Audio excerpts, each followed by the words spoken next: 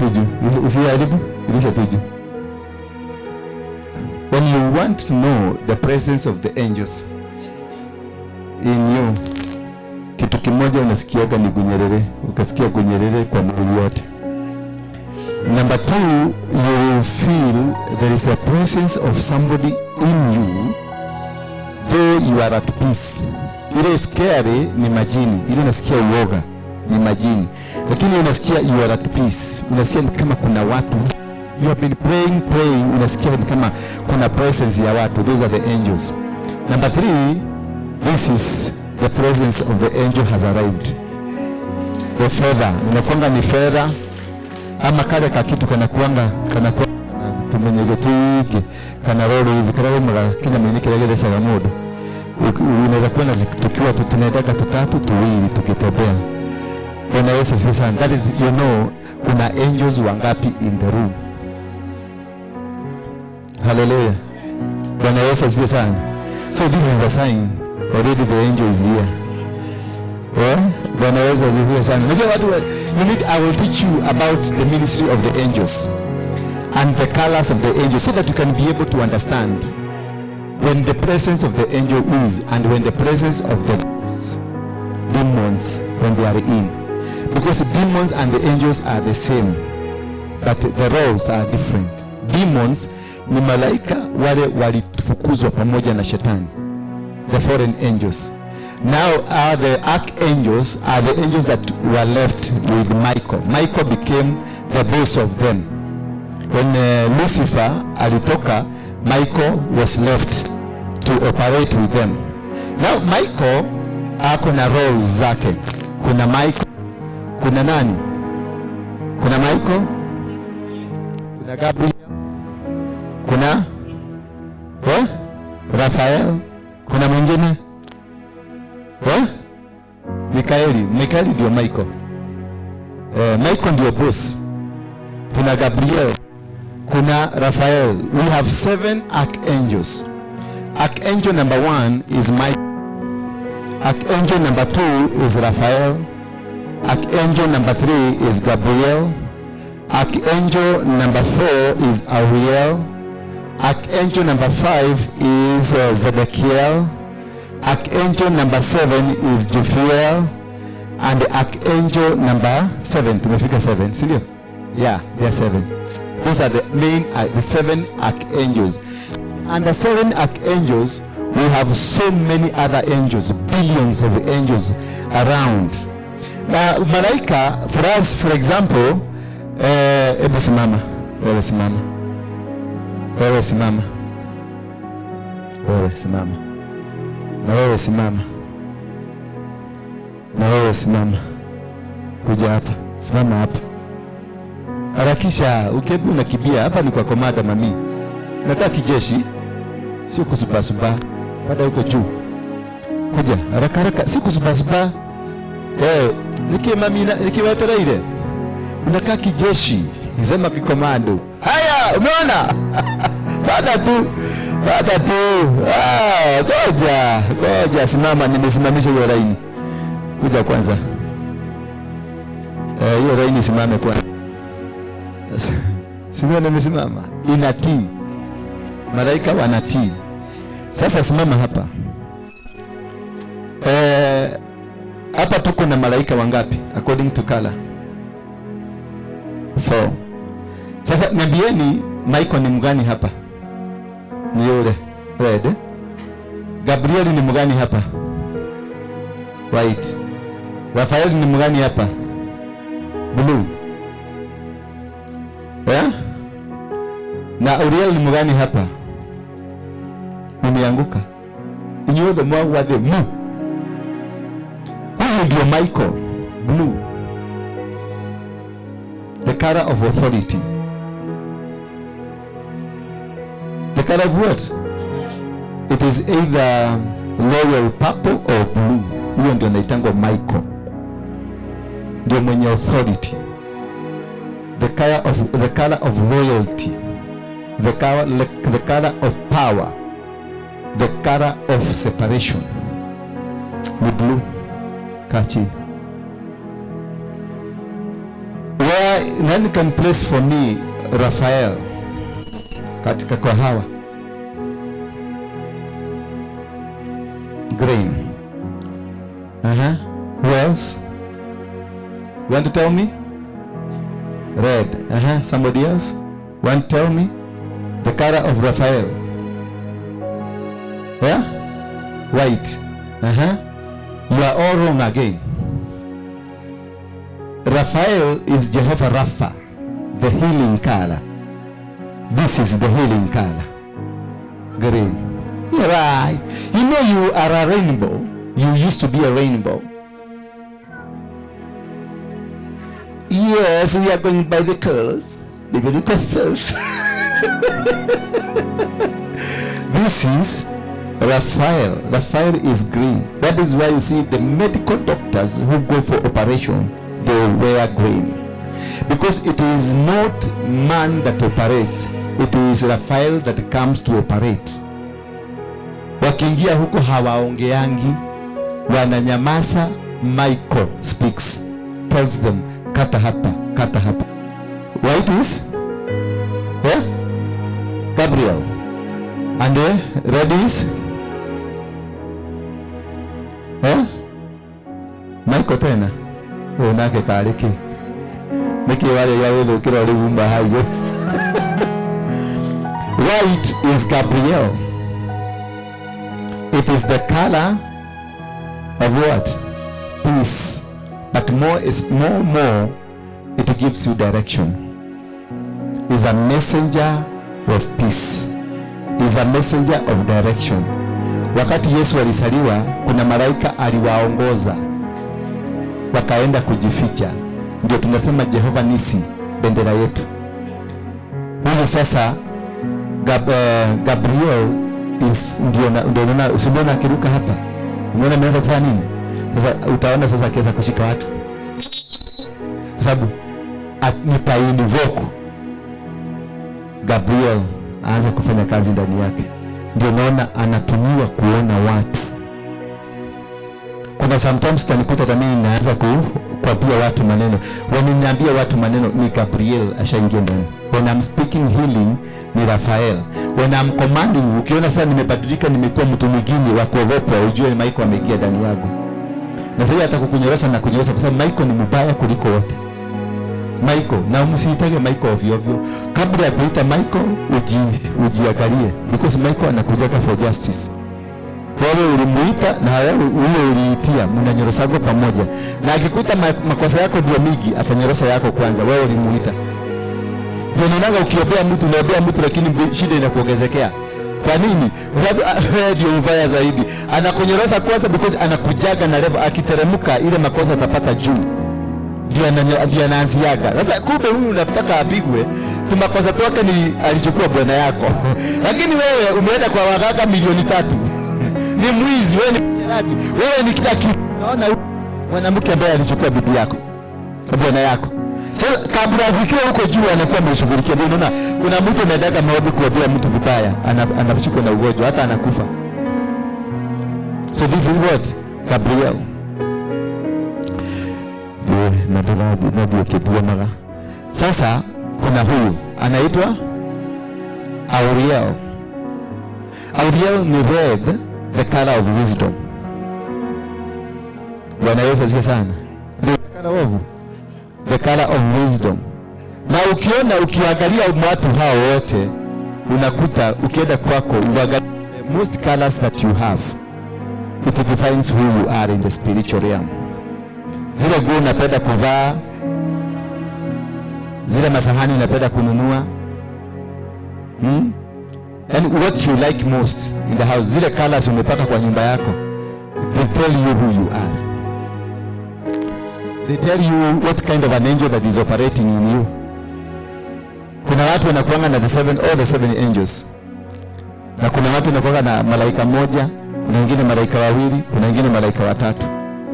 Ndio ninaanga wameona watu wa Malejo Maria wakienda kwa duka, utakuta amenunua msumaa na they are specific in the colors. Nataka msumaa ya blue. Kwa sababu kuna ile maombi anaenda kuombea mtu. Mtu anaombewa makufe. mwingine anachukua mshumaa ya red. Kuna lakini sasa ile kitu unaonanga maombi mingi ya kimalaika haifikangi, ni kwa sababu ya confusion ya hizo colors, because nyinyi wengi mnajua huyu Michael, lakini unaombea huyu apigwe na Michael, huyu anarudishiwa spirit ya wisdom. So badala aishe, unakuta naendelea kuongezeka. Kuna watu mnaombeaka mabaya, kama mimi naombeako sana mabaya, lakini the more they pray against me, the more I become more popular, more strong, more knowledgeable. Hata nachokosaga ndio wanipige. Nachokosaga mtu. Naweza kuja tu nikuta ninako na hakili cheka. Ndio uende unipagie maombi. Ndio niongezeke. Unajua usipokuwa na maadui, meza yako inaendelea kukua ndogo. Itakubariki ndani ya nani? Kwa hivyo meza itakuwa kubwa maadui wakikuwa wengi.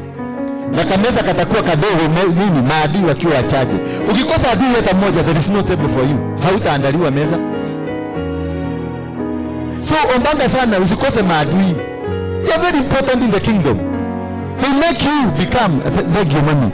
Thank you very much. So at least mmeelewa, nitawafundisha the roles of the angels, how they operate and how to know wamefika. So when you are praying Jehovah, when you are sick, call for Jehovah Rapha. Wacha na story mingi. Na Mungu anabadilikanga. God is a God of different colors. Bwana Yesu asifiwe sana. Is a God of different authorities. Kama sasa kuna Mungu wa Musa na Mungu wa Elijah. Na kuna Mungu wa nani? Wa Yakobo. Na kuna Mungu wa nani mwingine? Elisha. Mungu wa Musa sio Mungu wa Elisha. Mungu wa Musa sio Mungu wa nani? Wa Joshua. When you are praying kulingana na huyo Mungu alifanyia nini. Kama ni Joshua alikuwa mtu wa vita, he fought, alipigana vita. His life was about warfare and he was an intercessor. Aliishi kwenye nani? Kwenye tenti. Hakuishi kutambatamba huko. Aliishi kwenye tenti waiting for instructions, waiting for his time to come, and he patiently waited. Wakati wakina Kora na Dathani walienda kugeuza watu, yeye remained in the tent patiently, faithfully and diligently, awaiting for instruction. And when the instruction came, he was told, now that my servant, to whom you are a servant, has died, now take up the silaha. Chukua silaha sasa, nenda ukapigane kwa ajili ya ahadi niliyoahadi alipatia mababu zenu. He was saying, rise up now and go and fight. Rise up now. Hakuambiwa bebe bakora ya miujiza. Musa alitembea na miujiza, alitembea na Gabriel. Bwana Yesu asifiwe sana. Musa alitembea na Gabriel, lakini Joshua alitembea na Michael. Ndio kwa maana aliingia kwenye vita. Ndio kwa maana aliswaga kuswaga. Michael akiingia hii tora hii, aanze kunyorosa, akiingia ndani ya hii kanisa, aseme kama juzi Michael aliinvitiwa kuja hapa na kukasemekana watu watafagiliwa, na walifagiliwa. Ukibia haraka kama kulisemekana watu watakufa, na hali kutolewa hiyo nabii ujue ni Michael amesema na anakuja kufagia. Na hiyo amesema itafanyika. Usipokimbia utubu. Ndio niona siku ile niliuliza niliwauliza kwa majina. Wewe una kitu unataka kusema, ukuje utubu hapa. Asha. Wewe una kitu ukuje utubu hapa. Asha. Wewe because I wanted to rescue them. I am a father. Because what imeachiliwa, it is a judgment. Michael akikuwa invoked is a judgment. Na ikikuwa invoked, you need to move very fast as a father. And number 2, wewe ambaye umesemekana ama umeguzwa na hiyo kitu, you move very fast to repent that sin. At least judgment ipunguzwe, lakini lazima itaendelea. Ile kitu itafanya, kama ilikuwa kunyogwa, utabadilishiwa, lakini itaendelea. Because judgment has come. Judgment is not a ruling. Judgment is a judgment. You can only change a judgment kama Daudi aliomba maombi mingi sana wakati ametenda dhambi, judgment ikabadilishwa, ikatoka kwake ikaenda kwa mtoto. So angekuwa mjanja angetatea mpaka mtoto, lakini hakujua itakuja kukamata mtoto. Ndio inasemekana gakinyeria waganu wa maithe manyu nginya kuri ruciaro rwa gatatu na rwa kana na rwa gatano. That is a judgment. So you must understand the judgment. Maybe you are suffering because of your mother. You are suffering maybe because of your father. You are suffering because kuna judgment fulani iliachiliwa. Bwana Yesu asifiwe sana. So ni vizuri sana kuelewa, either you are carrying a burden, that is why you are crying every day. The burden you are in is a burden because your parents were involved in this and this. So the only way to do it is what I'm about to teach you, how to come out of it. Bwana Yesu asifiwe. It is how to do it, to come out of that situation. Once you are able to come out, and that one, it is meant for a persistent prayer, fasting, sacrifices. Hello? Persistent prayers, fasting, and sacrifices. And a sacrifice, you don't only give one sacrifice. Na unasema mimi ni Daudi ya Bwana kwa mambo mako. No. Continuously sacrificing and ask for God for revelations. Anakuonyesha kama what you are sacrificing for ilikuwa kilo 20, atakwambia sasa umepunguza kilo 3. Endelea. Ukikaa kidogo tena anakwambia, because what is holding us, utakuta umeholdiwa na madhabahu ya kiusherati, umeholdiwa na madhabahu ya pombe, umeholdiwa na madhabahu ya uganga, umeholdiwa na madhabahu ya hii. Utakuta kuna madhabahu kama 20 ambayo imekushikamata. So leo nikifundisha mambo ya usherati, hiyo kitu moja itaanguka. That one does not mean you are out of woods. You are still in the bush. Sasa tena ungangane tena Mungu atakuonyesha mganga kwenda mkoesha mama yako akiwa mchawi ama akiwa uchi. Unajua hapa kuna mambo ya kiuganga. Sasa asa madhabahu, kubomoa madhabahu ya uganga. Ukimalizana na hiyo tena endelea kuomba mpaka wakati utaletewa picha ya kitu nyeupe, ama uone compound yote imefagiliwa kwenye ndoto, ama uone you are moving into an environment which is very cool, very good, unajua umetoboa. Lakini ukivujua madhabahu ya nini, ya uganga, alafu ukienda kulala uone kukuje mwanaume akuswage hiyo usiku, akuswage mpaka unaamuka unakuta nguo moja iko pale, ingine iko pale, na ulikuwa peke yako. Unajua sasa umemaliza hii, sasa uko kwenye usherati. Ama unaona unatembelewa na umbwa inakulambalamba, ama kipaka kinakulambalamba. Sasa unajua kuna mahali ulitoka, sasa uko another phase. Sasa hiyo ni madhabahu nyingine, lazima uishughulikie. Ukitoka kwa hiyo, kimalizana hiyo tena utaona shosho wenu mzee kalikufa kitambo, lakini umekaona kwa ndoto kamekuja kukutembelea. Unajua hapa kuna madhabahu ya bali sana, about ya 200 years ya huko Juma. Ndio hii sasa na ndio hii imefunga milango yako. Hiyo madhabahu ya mashosho unaona kamekuja kaguka, kamekuja ako kana kuoga, kamefunga milango ya baraka zako.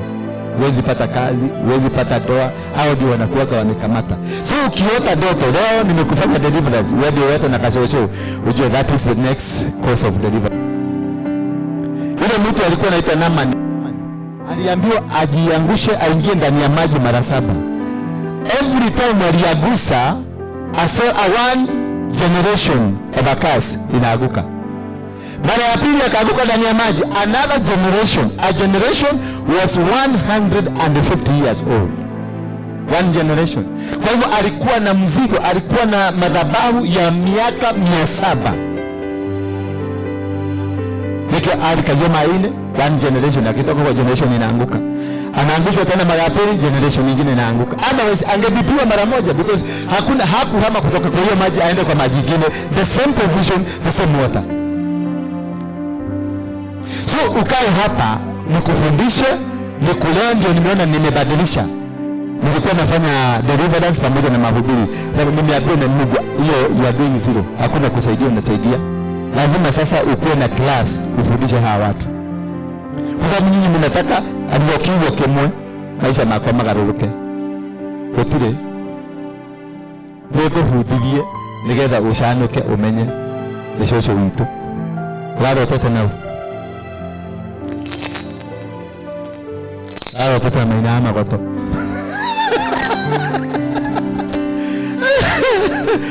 Sasa bili na maina magoto sasa. Bado hajakutoka. Hajakutoka. Uchivulike leo sasa uinue madhabahu mpaka uone amepotea, ameenda. Tena utakuja ukaikae uote na kiubwa. Ujue sisemi utaota, uote na kitu kingine. Ukiota na kiubwa unajua hii ni spirit ya usharati. Bwana Yesu asifiwe sana. Haleluya. Ama unaota panya na makunguni zimejaa kwa nyumba. Unajua hii ni poverty. Si hata kuota, zinakuja, unakuta hizi cockroach ziko na mabawa. Nipe mabawa, zinatembea huko kwa hewa. Nipe mabawa. Mtoto wake wa pili alipoenda kwa mtoto wake wa pili, naye mtoto wake wa pili demoni zikaorganize, zikakuwa na mipango, zikajua sasa tutakamatia huyu mtu mahali, kwa sababu wameruka. Kwa sababu the issue of this woman kuingia hapa ilikuwa mtoto azaliwe. The whole entire project was mtoto azaliwe mwenye atafulfill the prophetic word ambayo ilitolewa na baba. Naye madimoni wakaapa hakuna mtoto atazaliwa na hawa watoto. Then the second son akashika akapatia huyu bibi ambaye alikuwa wa the first son ambaye amekufa. Akaambiwa sasa kutoka hivi, huyu bibi utalala naye. Mbegu ni zako, lakini mtoto si hata kuwa wako, ataitanishwa na brother yako. Demoni zikamuuliza aje sasa kuthiagate kulikuwa hiane koguo. Ati we uciare mwana no mwana ti waku etagwo ni wa brother yaku kulikuwa hiane koguo. Bana andũ nĩ maragũkua wana, ndũgetikĩre we thiĩ ũmonie nĩ weka, lakini mwaga chini. Akamwaga chini. Alipomwaga chini, naye Mungu akiwa mbinguni akakasirika, because amemwaga mbegu ya kifalme. Amejaribu kuzuia kazi ya Mungu isifanyike, and God was annoyed with this boy, and immediately the boy died. The target was the prophetic word not to be fulfilled. Then immediately the demon kaondoka kwa kijana wa kwanza, zikaingia kwa kijana ya pili, zikaruka hapo, zikaingia sasa kwa huyu mama mwenye amesababisha vifo viwili. Zikaingia kwa mama, na alipoingia kwa mama zikakimbia kwa mzee Juda, zikaua bibi yake. Bwana Yesu asifiwe sana. Zikakimbia kwa mzee anaitwa Juda, baba ya hawa watoto wawili wamekufa, baba wa mbegu ya kiufalme, baba ya mbegu ambayo ni ya kinabii.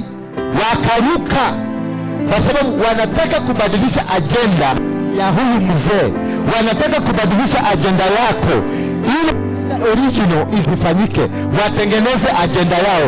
Kama vile unaona sasa watu tunaambiwa wanaume tugongane ndio mishipa yetu ikufe, watu waambiwa watoe bego waeke kwa laboratory, walete mtoto wa laboratory, because all what they want to change it is the agenda, the plan of God. Bwana Yesu asifiwe sana. So kamama kakasababisha bibi ya Juda akafa. Alipokufa kamama kakatengenezwa joto, na demoni zingine zikaruka kwa Juda, zikatengeneza Juda akuwe na joto. Naye Juda zikaambia Juda, pia kidogo shakaya, unashida ukilia mzee kwa nini? Si toke huko upige hewa. Hizo ni mademoni they program, they arrange, they do arrangement, plan, clean plan. Hatuwezi kuepukana na plani yenyewe. Mzee Juda akatoka akaenda kule mtaani, akiwa mahali akapumzika. Amechoka sasa, amepumzika. Akiwa amepumzika, kale kamama kakaambiwa mzee sasa ako tayari for the operation.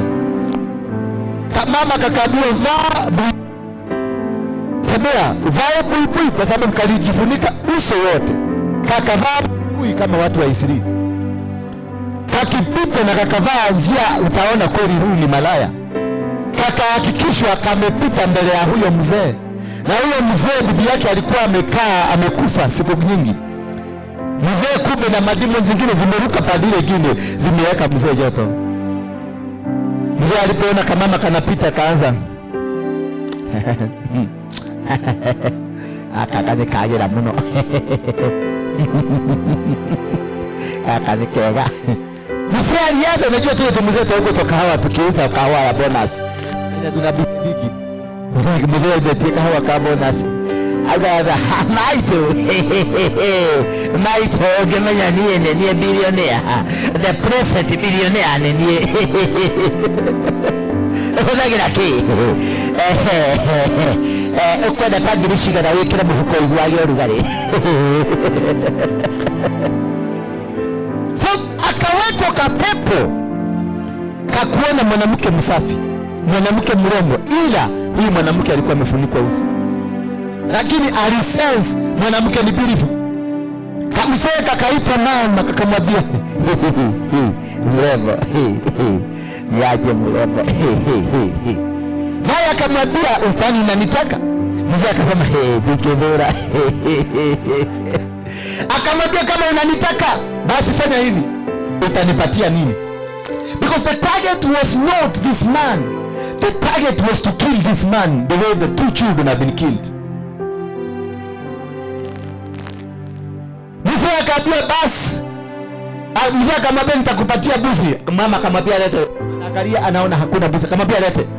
Akasema yeye dile, lakini nitakuletea, nipatie, nitakuletea. Akamwambia basi ni nini nitabeba ambayo ukiniletea, ukinipatia, ukiniletea hiyo kitu unasema nitakurudishia. Mzee akaanza kuangalia kabla na mama nipatie hiyo pete. Target ilikuwa busi. Target ilikuwa pete. Akamwambia lete hiyo pete. Kisha akamwambia lete hata hii mkwaju lete. Bwana Yesu asifiwe sana. Mama akaingia huko na mama alikuwa anajua ametime ako atapata mimi. Because target ilikuwa kutoka mbali. It was a program. Mama alikuwa na ovulation. Akacharaswa na ikakamata bili. Na haka kamsee, kwa sababu kamsee bado kalikuwa na bego ya kiufarume. Na hiyo ndio walikuwa na target nayo. Ndio wamaliza huyu mzee. Sasa mama ameenda na pete, na walipo mzee alienda akatumana ile busi iletwe na mtu anaitwa Abdulrahman. Kulete akaambiwa goko onabutire wako romu maraya. Hakujawahi maana alikuwa anauliza hapa kuna prostitute fulani alikuwa hapa, ana alikuwa hapa. Akaambiwa goko itora rere totire twakoro na mu maraya. Unaona program inakuja for a particular reason, then inaondoka. Is set for that reason, then it is removed immediately after fulfilling the purpose. So sometimes kuna vitu unafanyanga unajikuta tu umefanya, after 3 minutes unaanza kuregret niki already ushafanya. Bwana Yesu asifiwe. Kutoka hapo mama alienda na Abdullah akarudisha busi, akamwambia Juda sikupata, hata wameniambia hakujawahi kuwa na maraya. Naye mzee akasema aidhuru nilishapata, nilisikia vizuri, aidhuru hakuna kitu yangu nimepoteza. Lakini kuna kitu hakujua kimeenda, kuna kitu kilienda, lakini yeye hakujua kimeenda. Na hii ni pete na mkwaju. Na hiyo ndio ilikuwa target ya katika hiyo game yote. Ilikuwa target ni pete na mkwaju na miba. Ndio amalize territory hiyo, amalize ile prophetic word ambayo ilitabiriwa na baba yao. Pete hii jamaa huyu aliwekwa na baba yake, maana pete ni maagano, na mkwaju alipatiwa ni baba yake, maana mkwaju ni ushukani, ni authority. Hizo vitu maagano na authority ndizo zilikuwa zinatakikana. Mama alitafuta na njia ya kuua mtoto wa kwanza, akaua mtoto wa pili, kisha akaua bibi mama ya watoto hawa, ndio afikie mzee. So before they catch you, they will destroy your business, they will destroy your husband, they will destroy your wife, they will destroy your town, they will destroy everything around you, ndio wakukamate. They have to weaken everything that is closer to you. Huyu mzee baada ya miezi 6, miezi 3, kamama kakaanza kufura, maana ni mapacha, tumbo ikaanza kukua. Basi ikatembea yule mtoto ambaye ni mtoto wa watoto wa Juda, ako na mimba. Juda ndiye alikuwa chairman wa kijiji wa nyumba 10. Akasema huyo mbibi aletwe. Mama akaitwa, akakuja, akaambiwa, na kaulizwa, umetoa wapi mimba hii? Kwa sababu hapa wewe ni mtoto, tunawangojea mtoto wa 3 wa Juda akuwe ndio akupatie dogo. Hii umetoa wapi? Na mama kwa sababu ajenda yake sasa imeingia mahali alitaka iingie. Immediately, Bwana Yesu asifiwe sana. Immediately, sema immediately. Mama aliambia mzee, mnataka kujua? Akauliza mzee, unataka kujua hii nini? Mzee akasema, kaa chini, unauliza maswali hapa namna gani? Kaa chini. Mama akakaa chini akaamba, my lord, kabla nikae chini, unaweza kuniruhusu tu nikimbie kwa nyumba nilete kitu kidogo alafu tuongee? Juda kwa sababu alikuwa na security akasema, negatie, kwa sababu alikuwa amejipanga haka kamama lazima kachijwe, na yule ambaye alifanya hivi lazima achijwe. Hiyo ilikuwa sheria ya siku hizo. Bwana Yesu asifiwe. Juda akakimbia, mama akakimbia. Kumbe kalifunga hiyo pete vizuri, kakarafuka mkwajo, kakaweka mahali pazuri for the right time to strike. The demons will wait you until that right time of destroying you, that right time of planning, kulingana na program ya siku ya kukugoka ni siku moja. Wataweza kungojea miaka 20, wanaweza kungojea 40 years, wanaweza kungojea hata 60 years until that right time ya kugoka wewe ifike. Juda, mama akakimbia, akarudi akiwa na kitu amefunga. Hata hakufungua, akapatia Juda, akamwambia fungua. Juda wakati alifungua, akawashika hiyo mama, akachukua hiyo pete, akamwambia mwenye hii pete, angalieni wazee, mwenye hii pete, mwenye hii mkwajo. Na Juda alikuwa ametoa amri, mwenye ambaye aliweka huyu mama mimba auawe. Juda alisema kweli nihetetie, na akaomba msamaha, na akaharibu the whole structure, the whole plan of God ikaharibika. That was the end of that prophetic authority from Jacob to Judah. This prophetic authority came later, many years down the line. I want to read that for you. When the programs za kishetani, they are demons, they are so dangerous. Somebody to open with me the book of Matthew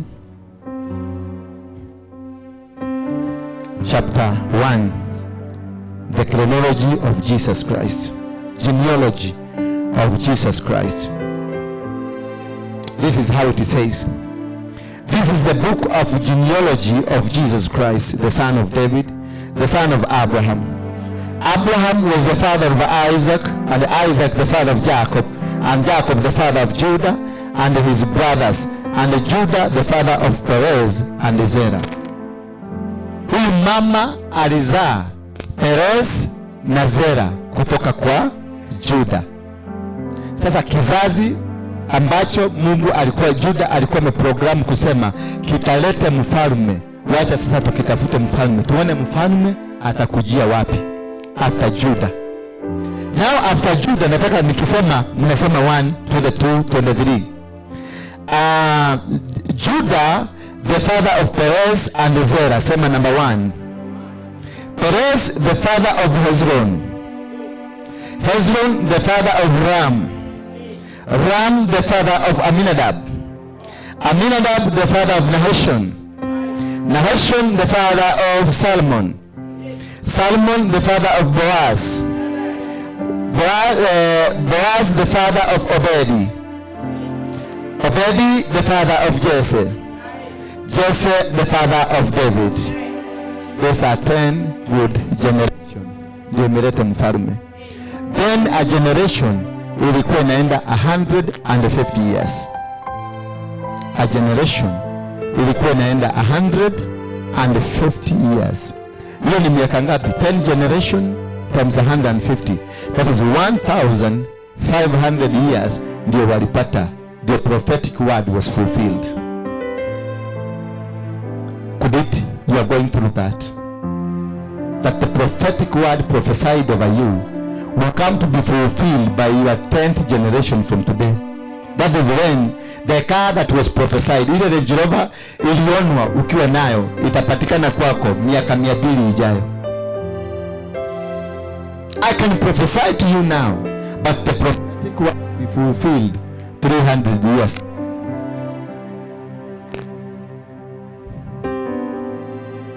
That is how the vision of God through Jacob was aborted by an act of a woman that came into to destroy the plan of God in Judah. That is how demons are programmed. Mapepo inaprogramiwa hivyo na ndio unakuja inavunjika. So how do we come out of this? The book of Deuteronomy 7. Naona mumestuka kiasi. Poleni, sikupenda kuambia hiyo story. For you to succeed in these programs ambazo shetani ameprogramu kwa maisha yako, it is only God to help you. It is not you. Only position yourself in a position that God can walk with you, in a position that God can be with you, in a position that God can help you. But yourself, you can never be able to come out of it. Yourself, you can never be able. Surrender to God the way we are told this morning. You destroy yourself and build. Leave yourself to be built by God. In Deuteronomy 7, the Bible says that when you get into the land, when your God brings you into the land that you are entering to possess of it, and clears away many nations before you. So it is God, the Lord your God, that will be taking you there. And in the process, he will clear many nations that are in that land. Many powerful nations, many strong authorities. Nguvu nyingi ambazo ziko pale, zilizo na nguvu nyingi. Ni Mungu atakupeleka kwenye hiyo ardhi.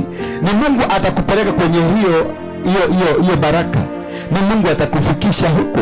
Na wewe kama umekaa katika njia zake, atakuwezesha kwenda huko. Bwana Yesu asifiwe sana.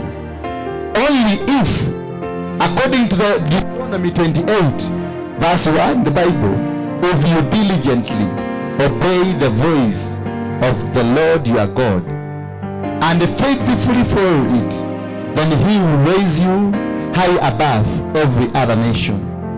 But here now the Bible says that when obeying God, after walking with God, he will take you to that land that he promised your father. He will take you to that land that he promised you. He will take you to that land that he said this will happen. Then this land that is taking you, it is not empty. It is a land occupied by many and powerful nations than you are. This land was occupied by 7 powerful nations. Nations were powerful 7 times than them. So wherever God is taking you, he is taking you into a place where there is power which is more than you. He is taking you to a position that is much stronger than you. He is taking you to a field that is much well organized. Mapepo ambayo anakuondoa kutoka kwa hiyo mapepo, they are better and smarter than you, because they are not physical, they are spiritual. They see you, you don't see them. So it is only requires the hand of God for you to come out. Only if you surrender and live godly and walk godly and do things godly. Then the Bible says, and it clears away many nations before you. The Hittites, the Girgashites, the Amorites, the Canaanites, the Perizzites, the Hivites, and Jebusites. 7 nations, more numerous, mightier than you. So whatever battle you are winning, whatever battle that God is winning for you, it is more numerous, more mightier, more clever, more stronger than you. Hawezi kushindana ama kushinda vita za kimapepo. Unahitaji mkono wa Mungu. Unahitaji nguvu ambayo si ya kawaida. Unahitaji neema ambayo si ya kawaida. Unahitaji neema iliyo na utukufu mkubwa. Unahitaji neema iliyo na ujasiri mkubwa. When the Lord your God gives them over to you and you defeat them, then you must devote them to completely destruction. Then once God gives these authorities to you, you completely destroy them. You wait until God gives them to you. He gives you the permission to destroy them. Any demon you don't just destroy. Any demon you don't just rise up and say, pokea pepo, rushwa pepo. You have to wait for that day to destroy it. And when God hands it over to you, that is why I can be with you. Nafanya watu wengine deliverance, nothing is happening to you. And 3 months later, nakuja tu nakuguza, unalipuka. That is the time that God has handed me over to me, those demons. That is the time of your deliverance. Your deliverance, you must wait for God to hand over all your enemies to you. And when He hands them over to you, you shall utterly destroy them completely, uzimalize, and never form any treaty with them. And this is how you shall do it.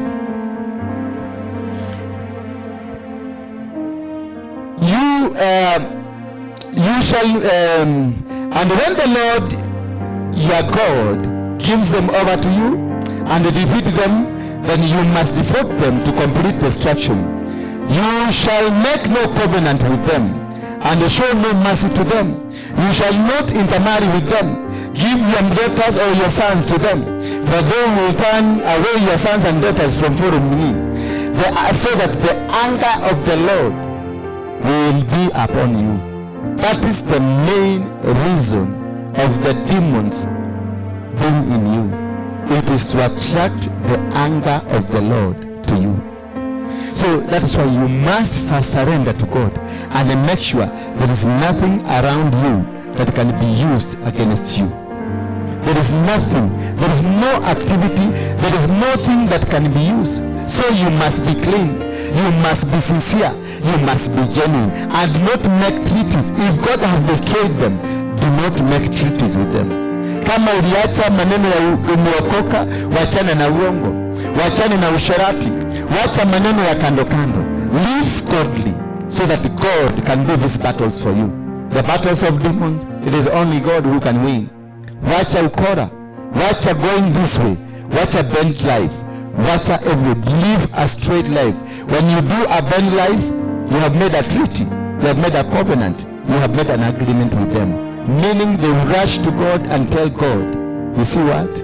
Your son, you are calling yourself a son or daughter. David amefanya. And you will be accused. Meaning any deliverance that had been prepared for you will be null and void. In verse 5, then the Bible says, but thus shall you deal with them. You shall break down their altars. That is point number 1. To deal with these demons, you will break down their altars and dash in pieces their pillars and chop their Asherah and burn their carved images. You destroy their altars. Number 2, destroy their pillars. Number 3, burn their Asherahs. Number 4, do what? Number 4, I read to you. Well, and destroy their images. You must destroy them. Destroy their images. Kama ulikuwa na vitu, you must destroy. Those are their images. Those are their pillars. Those are their altars. Those are their covenants. That is what connected you to them. That is why you see, when I take anything that is from there, I have to burn it. Because I'm burning their pillars, destroying their shelters, destroying their images. Praise be the name of God. But why are you doing this? For you are a people holy of the Lord your God. The Lord your God has chosen you to be the people for his treasured possession out of all the peoples who are in the face of the earth. That is the reason God has chosen you. Because God has chosen you a holy people unto the nations. God bless you for the service.